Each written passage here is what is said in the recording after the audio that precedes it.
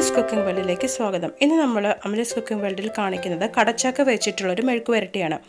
ഇത് വളരെ പെട്ടെന്നായിട്ട് നമുക്ക് ഉണ്ടാക്കിയെടുക്കാവുന്ന ഒരു മെഴുക്ക് പുരട്ടിയാണ്. നല്ല ടേസ്റ്റിയാണ്. ശരിക്കൊരു നാടൻ വെപ്പാണിത്. അടുത്തായിട്ട് 2 സബോള ഇതുപോലെ ചെറുതായി അരിഞ്ഞതിന് ശേഷം അതൊന്ന് അരച്ചെടുക്കണം. ഒരുപാട് അരയണ്ട, എന്നാൽ ചെറുതായിട്ടൊന്ന് ഉള്ളി കടിക്കുന്ന രീതിയിലൊന്ന് അരച്ചെടുക്കുക. സബോളയ്ക്ക് പകരം ചെറിയ ഉള്ളിയാണെങ്കിലും ടേസ്റ്റ് വ്യത്യസ്തമാണ് കേട്ടോ. പിന്നെ നമ്മുടെ കടച്ചക്ക ഇതുപോലെ ചെറിയ കഷ്ണങ്ങളാക്കി മുറിച്ചെടുക്കുക. അതായത് ഒരുപാട് വലുതും ഒരുപാട് ചെറുതുമല്ല, ഇതുപോലെ ഒരു മീഡിയം സൈസിൽ കഷ്ണങ്ങളാക്കി മുറിച്ചെടുക്കണം. ഇനി വേണ്ട തക്കാളി, 2 തക്കാളി ഇതുപോലെ ചെറിയ കഷ്ണങ്ങളാക്കി മുറിച്ചെടുത്തത്. പിന്നെ കറിവേപ്പില അത് ആവശ്യത്തിന്. പിന്നെ 2 പച്ചമുളക് ഇതുപോലെ നെടുകെ മുറിച്ചിട്ടത്. ഇനി നമ്മളിത് ഉണ്ടാക്കാൻ വേണ്ടിയിട്ട് നമ്മളിത് ചെയ്യുന്നത്, ആദ്യം ഒരു കുക്കറിലേക്ക് കടച്ചക്ക കഴുകിയത് ഇട്ട് കൊടുക്കുക. അതിനുശേഷം അതിൻ്റെ മുകൾ ഭാഗം ജസ്റ്റ് ഒന്ന് മുങ്ങുന്ന വരെ മാത്രമുള്ള വെള്ളം ഒഴിച്ച് കൊടുക്കുക. എന്നിട്ട് നന്നായിട്ടൊന്ന് വേവിച്ചെടുക്കണം. ഇപ്പോൾ നമ്മുടെ കടച്ചക്ക നന്നായിട്ട് വേവിച്ചെടുത്തിട്ടുണ്ട്. ഇത് കുക്കറിലിട്ടെടുക്കുമ്പോൾ ശ്രദ്ധിക്കണം, 1-2 വിസിൽ, അതിൽ കൂടുതൽ കൂടാൻ പാടില്ല, കാരണം പെട്ടെന്നത് വെന്ത് പോകുന്നതാണ്. ഇനി നമ്മളിതുപോലെ ഒരു ചട്ടി വെച്ച് കൊടുത്ത് ചട്ടി നന്നായിട്ട് ചൂടായതിന് ശേഷം അതിലേക്ക് ഒരു 3 ടേബിൾ സ്പൂൺ വെളിച്ചെണ്ണ ഒഴിച്ചു കൊടുക്കുക. അതിനുശേഷം അതിലേക്ക് നമ്മൾ 1 ടീസ്പൂൺ കടുക് ഇട്ട് കൊടുക്കുകയാണ്.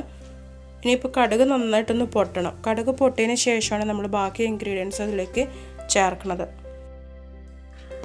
ഇപ്പോൾ കടുക് നന്നായിട്ട് പൊട്ടിയിട്ടുണ്ട്. ഇനി അതിലേക്ക് ഒരു 2 ചുവന്ന മുളക് ഇതുപോലെ കഷ്ണങ്ങളാക്കിയിട്ട് മുറിച്ചെടുത്തത് ഇട്ട് കൊടുക്കുക.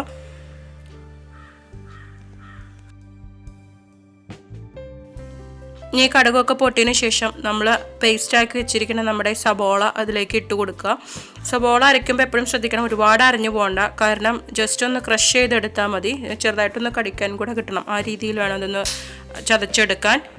അതിനുശേഷം ഇത് നന്നായിട്ട് അതിലേക്ക് ഇട്ട് കൊടുത്തതിന് ശേഷം നന്നായിട്ടൊന്ന് വേവിച്ചെടുക്കണം, കാരണം പച്ചരുചി മാറുന്ന വരെ ഇത് എണ്ണയിൽ കിടന്ന് നന്നായിട്ട് വേവണം.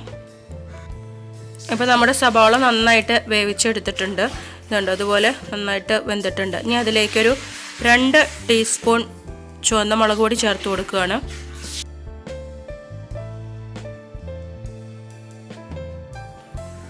ചുവന്ന മുളക് പൊടി ഒന്ന് ചൂടായതിന് ശേഷം അതിലേക്ക് ഒരു 1/2 ടീസ്പൂൺ മഞ്ഞൾപ്പൊടി ഇട്ട് കൊടുക്കുക. എന്നിട്ട് ഇത് രണ്ടും ഒന്ന് നന്നായിട്ടൊന്ന് മിക്സ് ചെയ്തിട്ട് നന്നായിട്ടൊന്ന് ചൂടാക്കി എടുക്കണം. ഇതിൻ്റെ പച്ചമണം മാറുന്ന വരെ ഇതൊന്ന് ചൂടാക്കി എടുക്കുക. പിന്നെ അതിലേക്ക് ഒരു അല്പം കറിവേപ്പില കൂടെ ഇട്ട് കൊടുക്കണം.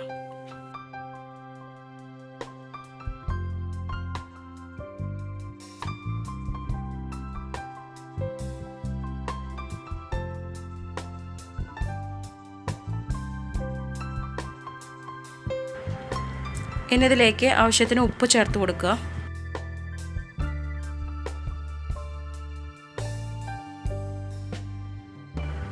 ഇപ്പം നമ്മുടെ സബോളയും അതുപോലെ തന്നെ നമ്മൾ ചേർത്തിട്ടുള്ള പൊടികളൊക്കെ നന്നായിട്ട് ചൂടായിട്ടുണ്ട്. അതുപോലെ തന്നെ അതിൻ്റെ പച്ചരുചിയൊക്കെ മാറി. ഇനി ഇതിലേക്ക് നമ്മൾ ഓൾറെഡി വേവിച്ച് വെച്ചിട്ടുള്ള നമ്മുടെ കടച്ചക്ക ഇട്ട് കൊടുക്കുകയാണ്. എന്നിട്ടിത് ഒന്ന് മിക്സ് ചെയ്തെടുക്കണം ഈ കടച്ചക്ക.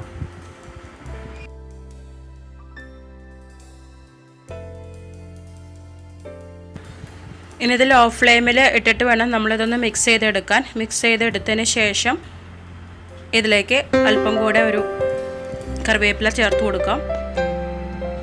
അതിനുശേഷം ഒരല്പം കൂടെ പച്ചവെളിച്ചെണ്ണ, ഒരു 1-2 ടേബിൾ സ്പൂൺ പച്ചവെളിച്ചെണ്ണ അതിൻ്റെ മുകളിലൊന്ന് തൂവി കൊടുക്കാം. അപ്പോൾ അതൊരു നല്ലൊരു മണവും അതുപോലെ തന്നെ ഒരു രുചിയൊക്കെ ആയിരിക്കും ഇങ്ങനെ പച്ചവെളിച്ചെണ്ണ മുകളിൽ തൂണ സമയത്ത്. എന്നിട്ടിത് ചെറുതായിട്ടൊന്ന് ഇളക്കിയെടുക്കാം. എന്നിട്ടത് മൂടി വെച്ചിട്ട് ഒരു 2 മിനിറ്റ് നേരം നമ്മളത് മൂടി വെക്കണം. അതിനുശേഷം നമുക്ക് ഗ്യാസ് ഓഫ് ചെയ്തിട്ട് അത് ഉപയോഗിക്കാവുന്നതാണ്.